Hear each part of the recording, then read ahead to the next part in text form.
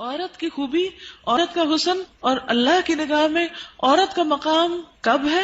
جب وہ شوہر کی فرما بردار ہو اور جینون جگہوں پر اور جینون احکامات میں اس کی مخالفت نہ کرنے والی ہو۔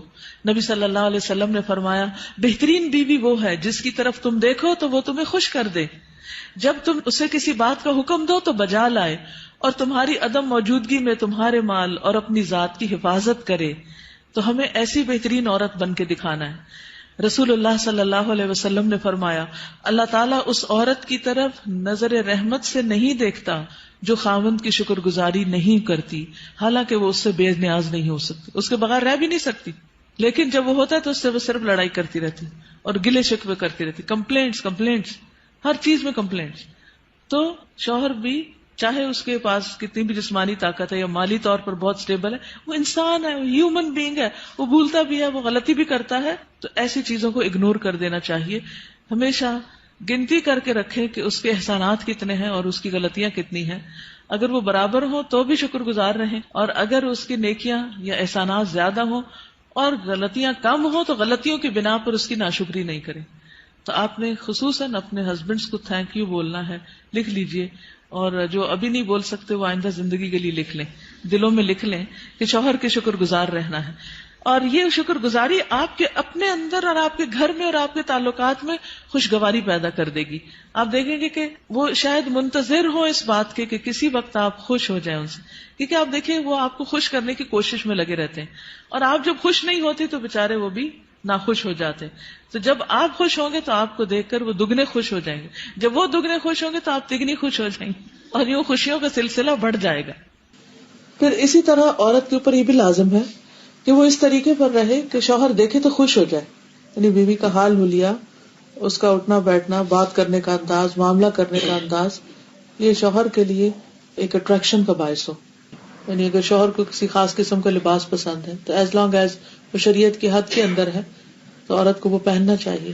اگر کہیں جانے کی بات ہے یا گھر کو کسی خاص انداز میں رکھنے، یا کوئی شادی شدہ زندگی میں بہت سارے معاملات باہم ایک دوسرے کے ساتھ مل کے کیے جا رہے ہوتے ہیں، تو ایسی تمام چیزوں میں شوہر کے ساتھ تعاون اور اس کی مدد اور اس کو خوش کرنا جو ہے وہ لازم ہے۔ یعنی اپنی شرم و حیا کی بھی حفاظت کرے، اور گھر اور جو بھی اس کے کسٹڈی میں شوہر کا مال یا راز یا کوئی بھی چیز ہے ان سب کی بھی حفاظت کرنے والی ہو۔ مال کی، گھر کی حفاظت، پیسے ضائع نہ کرے۔ یہ نہیں کہ شوہر کے گھر، شوہر کے مال اور شوہر کی تنخواہ اور شوہر کی پراپرٹی میں سے چھپ چھپا کے میکے والوں کو مت بھیجتی رہے۔ بہت سے فساد اس وجہ سے ہوتے ہیں کہ سسرال کو دینے کے لیے تو نمبر 2 مال ہوتا ہے، اور میکے کو بھجوانے کے لیے پسندیدہ چیز۔ قدرتی بات ہے کہ انسان کی جو اٹیچمنٹ ہوتی ہے وہ ماں باپ سے بہت زیادہ ہوتی ہے۔ ایک ایسی خیرخواہی ہوتی ہے جس میں دنیا کی کوئی دوسری چیز شریک ہی نہیں ہو سکتی۔ ظاہر ہے جنہوں نے جنم دیا، جنہوں نے پالا پوسا، ان کے ساتھ محبت اور خیرخواہی کیسے نہ ہو، وہ تو ہوگی، لیکن اس کی بھی حدود ہیں، وہ حد سے آگے نہیں بڑھنی چاہیے کہ شوہر کما کے لائے اور ہر وقت عورت شکوہ کرے، پورا ہی نہیں پڑتا، ہوتا ہی نہیں، ہے ہی نہیں، یہ بھی نہیں، وہ بھی نہیں، وہ بھی نہیں، اور پیسے بٹورتی چلی جائے اور ادھر سے چھپ چھپا کے دوسری طرف دیتی چلی جائے۔ نہیں، حتیٰ کہ فی سبیل اللہ بھی اگر عورت کو دینا ہے تو شوہر کی رضامندی ضروری ہے، یعنی شوہر کا مشورہ بھی ہونا چاہیے اس میں۔ پھر اسی طرح یہ ہے کہ بولنے میں اچھی ہو۔ رسول اللہ صلی اللہ علیہ وسلم نے فرمایا، کنواری عورتوں سے نکاح کرو کہ وہ شیریں گفتار ہوتی، یعنی کہ ان کے بولنے میں مٹھاس ہوتی اور تھوڑی چیز پر جلد خوش ہو جاتی، یعنی شکر گزار ہوتی، کیونکہ زیادہ دنیا نہیں دیکھی ہوتی اور مطالبے بھی کم ہوتے۔ اس لیے خصوصی طور پر بیوی کی حیثیت سے جو خوبی بیان کی گئی وہ یہ کہ شوہر کے ساتھ بات کرنے میں بھی اچھی ہو اور بہت زیادہ مطالبے کرنے والی نہ، اور نہ ہی اپنے شوہر کی اجازت کے بغیر کسی مرد کو گھر میں آنے کی اجازت دے، کیونکہ اس سے بھی شکوک و شبہات پیدا ہوتے ہیں۔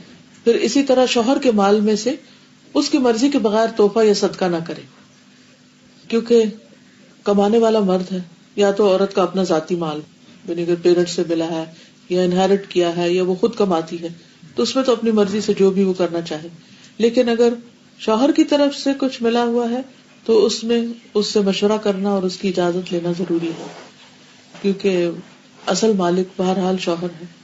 اور بہت دفعہ گھروں میں جھگڑے اس وجہ سے پڑ جاتے ہیں کیونکہ ہسبینڈ جو ہے وہ بیوی کو اجازت نہیں دیتا، اور بیوی اپنی مرضی سے اپنے میکے کو یا کسی اور کو کچھ دینا چاہتی ہے، اور ان معاملات میں اختلاف بعض اوقات گھر کی بنیادیں ڈھیلی کر دیتا ہے. عورت کے اوپر یہ بھی ذمہ داری عائد ہوتی ہے کہ وہ اپنے شوہر کی اطاعت کے ساتھ ساتھ اس کی خدمت بھی کرے.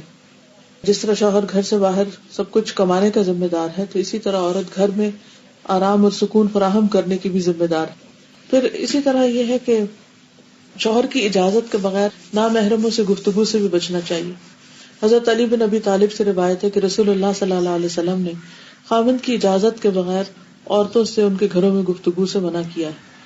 اگر شوہر کو یہ بات پسند نہیں کہ عورت کسی مرد سے بات کرے تو عورت کو نہیں کرنی چاہیے، کہ بعض اوقات انہی چیزوں سے پھر جھگڑے پیدا ہو جاتے.